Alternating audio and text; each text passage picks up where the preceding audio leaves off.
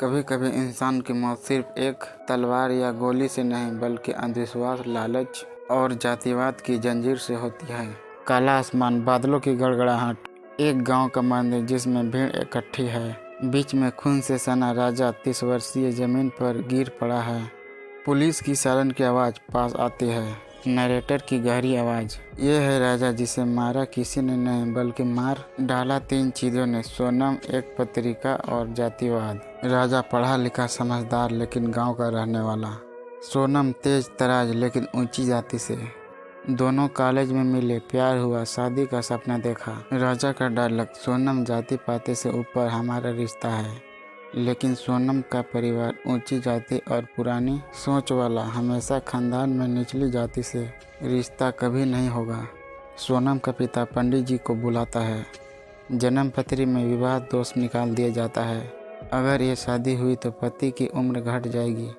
ये बहाना बन जाता है शादी रोकने का हथियार। गांव में चर्चा फैल जाता है, नीची जाति का लड़का ऊंची जाति की लड़की को छू भी नहीं सकता। राजा और सोनम चोरी छुपे मिलते हैं। सोनम रोते हुए, हम भागकर शादी कर लें? राजा तुम्हें अपने परिवार के खिलाफ खड़ा नहीं कर सकता। सोनम का भाई और पिता प्लान बनाते हैं। राजा को गांव के मंदिर में बुलाया जाता है, कहकर कि रिश्ते पर बात करनी है। राजा जाता है लेकिन वहां पहले से कुछ गांव के कट्टर लोग मौजूद होते हैं। जातिवाद और अंधविश्वास का नशा चढ़ा भीड़ राजा को घेर लेती है। पंडित कहता है देवी का क्रोध शांत करने के लिए बलि देनी होगी और ये बलि है राजा। भीड़ उस्क जाती है, राजा को पीट पीट कर मार दिया जाता है। सोनम बेहोश हो जाती है, चीखते हुए राजा। पंडित मौके पर पहुंचती है, शव को पोस्टमार्टम के लिए ले जाया जाता है। डीएसपी ने कहा ये हत्या है और ये केस सिर्फ खून का नहीं बल्कि सोच का है। गांव के 6 लोग जिसमें सोनम का भाई और पिता शामिल गिरफ्तार, पंडित फरार। अदालत में गवाह, सबूत और सोनम का बयान। राजा की हत्या मेरे ही घर वालों ने की क्योंकि वो उनकी जाति का नहीं था। जज, ये अदालत इस देश में जातिवाद और अंधविश्वास की आड़ में हत्या करने वाले को सख्त सजा सुनाती है। सभी दोषी उम्र कैद।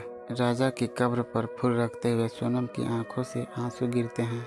राजा मारा नहीं, उससे मारा अंधविश्वास ने और जातिवाद ने, और उस जन्मपत्री ने जो इंसानियत से बड़ी बना दी गई। सवाल यह है, क्या हम आज भी ऐसे राजा को बचा पाएंगे? ये है राजा जिसकी मौत किसी ने एक इंसान ने नहीं की बल्कि मार डाला 3 कातिलों ने। सोनम, एक जन्मपत्री और जातिवाद।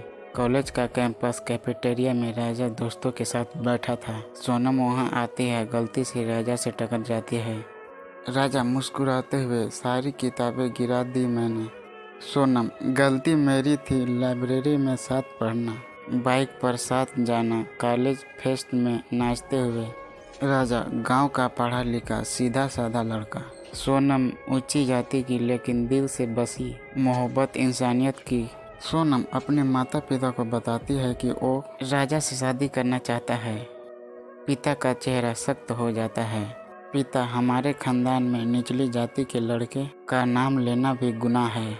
माँ बेटी, ये मोहब्बत नहीं बर्बादी है। सोनम का घर उस मोहब्बत को अपनी इज्जत पर धब्बा मान बैठा। गांव के चुगलखोर औरतें बातें करते हुए, बच्चे चिढ़ाते हुए, अरे वही नीची जाति वाला लड़का। पिता पंडित को घर बुलाता है, सोनम की और राजा की जन्मपत्री रखता है। पिता पंडित को घर बुलाता है, सोनम की और राजा की जन्मपत्री रखता है। पंडित नकली गंभीरता दिखाकर पढ़ता है। तो गैस, ऐसा ही अच्छा स्टोरी सुनना चाहते हैं तो वीडियो को लाइक करें, चैनल को सब्सक्राइब करें, बेल बटन दबाना ना भूलें। जय हिंद, वंदे मातरम।